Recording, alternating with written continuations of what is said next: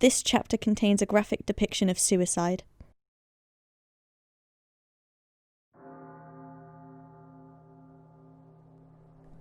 Your name is Dirk Strider, and you know what you must do. The decision was made the moment John chose his course. This world has been set on a path that you cannot tread. You stand beneath the Carapacian bell tower, poised to climb to the top. You've brought nothing with you but a long length of rope, coiled in your steady fist. It is the only thing you need. Ascend. You do not hesitate. Your legs feel impressively powerful as you begin to climb the staircase, 2 steps at a time. There is nothing of consequence but your singular task. You left a note, but you don't expect any of your friends to understand. It's not important that they do. A flip of the cosmic coin has rendered your entire life completely inessential. What could you accomplish in a dead-end existence like this? There are no stakes, no meaningful challenges, no structures or themes, only residual chemical reactions in a dying brain, a physical system's obligate compulsion to exhaust its own lingering momentum. A cockroach with its head cut off, waiting to die of thirst. Halfway up the tower, you take flight. Every second you waste here is a drain on the concept of existence itself. You whip up the hollow vertical shaft at the center of the spiraling stairs and erupt into the air beneath the bell. You land on the ledge overlooking the Carapace kingdom below and cast a cursory glance across the landscape beneath you. Its beautiful scenery is a comical illusion of no matter to you. Get to work. Your hands move methodically to fashion the hangman's noose. It is a gesture that you have practiced well. You bunch a section of the rope into an S and loop the end of the rope around its middle. 7 wraps and you're done. You tie it off at the bottom, then tug the rope taut. The corrosion has already begun. You can feel the gears slowing, all the intricate, unseen mechanisms coming unhinged from their mooring and drifting apart. Your friends might derive some sense of fulfillment from satisfying the elementary obligations of self-preservation and self-propagation, but there's nothing here for you. It doesn't matter anymore. There is a beam across the opening of the face of the bell tower that will serve as a convenient anchor for the rope. You toss the noose up over the beam and then rise to fasten the knot. You ensure that it is secure. There can be no mistakes. You touch back down on the ledge of the tower. You bring the noose over your head and pull it tight. Your choice is not between that of life and death.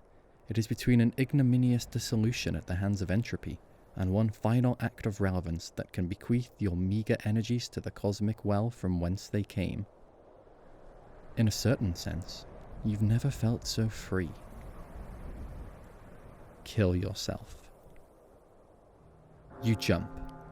A meaningful death would, of course, be quick, brutal, an expeditious descent, a splash of crimson at the base of the bell tower, a body that looks otherwise intact if you don't flip it over to see the dark, mottled bruises where the fetid, septic blood has begun to pool. You made certain that the rope was long enough for the velocity of your fall to immediately decapitate you. It slices through the air with a vicious whipping sound, unspooling in even, silk-smooth rotations. Just as your epiphany occurred at sunset, your death must occur at sunrise to complete the Ouroboros of symbological harmonic resonance that is your personal arc. It is the very last moment of narratively consequential action that will ever happen in this whole barren world. The few Carapacians unfortunate enough to have left their homes early this morning will remember this moment forever, but in reality, it only lasts half a second.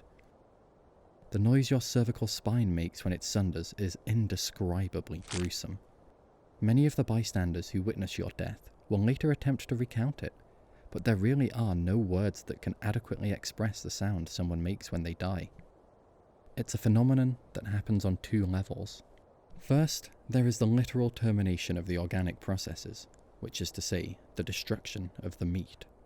Then follows the dissolution of the ego, and you have quite the ego to dissolve, one that has flown so high above the forest that not only can it no longer see the trees, It cannot even conceive of the trees as material substance with objective meaning. Yours is a singularity of narcissism, an endlessly recursive existence so dense that it has no choice but to sprawl out much further than the boundaries of its person in any given universe or timeline. Once cut off from that, you become unbearably dispensable. From a purely utilitarian perspective, killing yourself is the greatest gift you could give to this dying world. A valorous sacrifice, the likes of which this place will never experience again. If your severed head could speak, it might say, "You're welcome." But even then, maybe it wouldn't.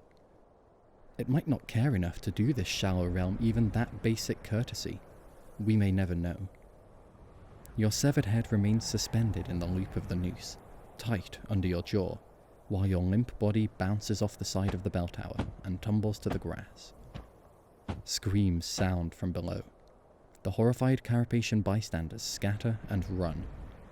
Your body tumbles down the side of the hill, spraying blood from its neck in a volume that makes the foot of the tower look like the scene of a massacre.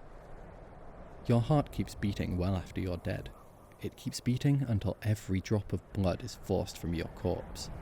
A sea of gore drenching the earth beneath the scene of your demise.